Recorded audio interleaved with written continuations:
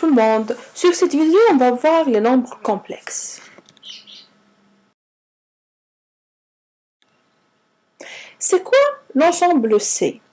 L'ensemble C, c'est l'ensemble des couples de réels tels qu'on a AB qui appartiennent à R, donc A appartient à R et B appartient à R. Les éléments de C sont appelés des nombres complexes.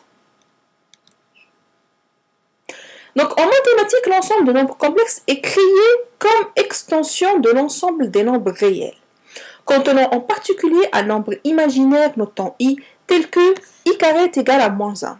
Le carré de moins i est aussi égal à moins 1. Donc moins i carré est égal à moins 1.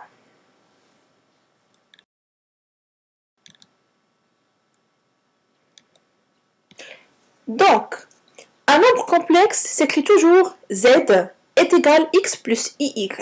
Avec x, c'est la partie réelle et y, c'est la partie imaginaire. Et l'argument de z, c'est phi, et le module de z, c'est r.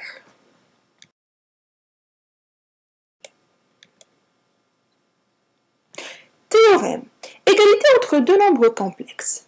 Si vous avez un nombre complexe z qui est égal à a plus bi, a plus ib, et un autre nombre complexe z' qui est égal à a' plus ib'.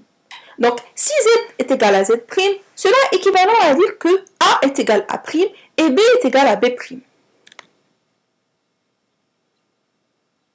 En particulier, si vous avez a plus ib est égal à 0, c'est seulement si a est égal à 0 nul et b est égal à 0 nul. On parle alors de nombres complexes nuls.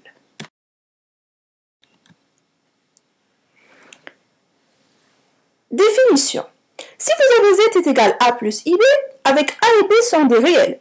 Le réel a s'appelle la partie réelle, comme on a vu, et le réel b s'appelle la partie imaginaire. On note a est égal réel de z et b est égal imaginaire de z.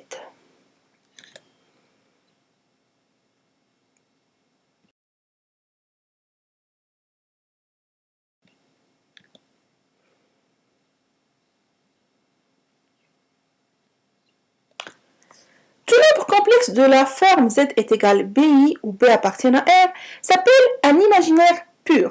L'ensemble des imaginaires purs est noté IR.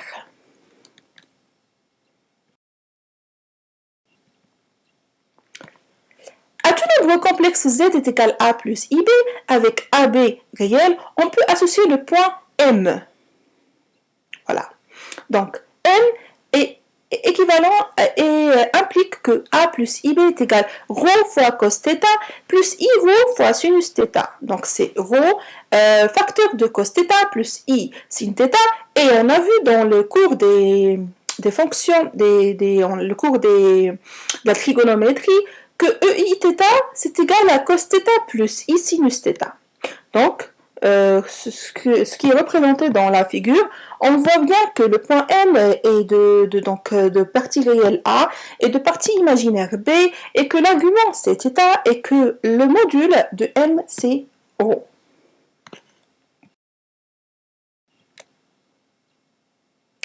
Le point M s'appelle l'image du nombre complexe z qui est égal à a plus ib.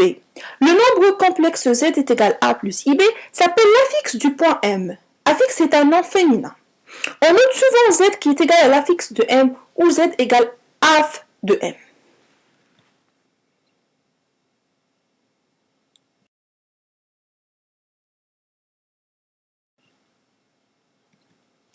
Voilà, on en a terminé avec ce cours sur le nombre complexe. J'espère que vous avez compris les définitions. Cette séquence est terminée.